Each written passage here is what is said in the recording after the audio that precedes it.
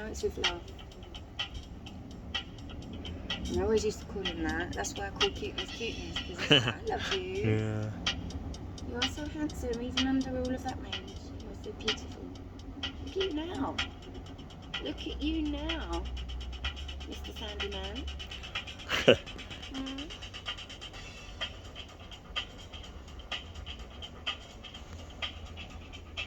He's really enjoyed being around you. You don't go thinking that up. That's John you can smell.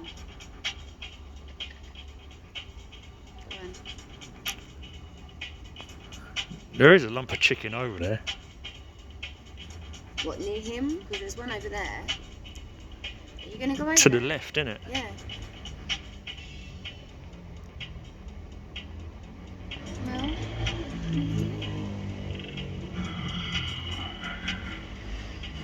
I swear they domesticate themselves. Yeah. Because I'm not trying to domesticate them, I'd like to keep my distance. They seem to be halfway between the cat and the dog, don't they? Yeah. They totally are. The way they play, the way they behave, the noises they make. I think David or Jamie might be there actually, which is why he's being hesitant, I'm not sure. You know my boy. You're not scared of me. Good boy. Are you just getting camera time, are ya? You're getting camera time, look at you. Yeah. You know you listen. Why are they doing that at this time of night? Well, it's 7:30.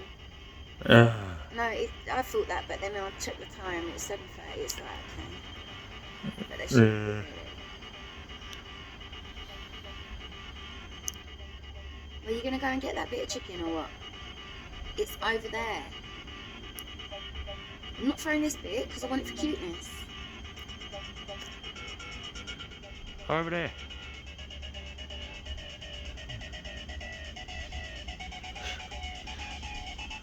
It's not a chicken fox rave, isn't it?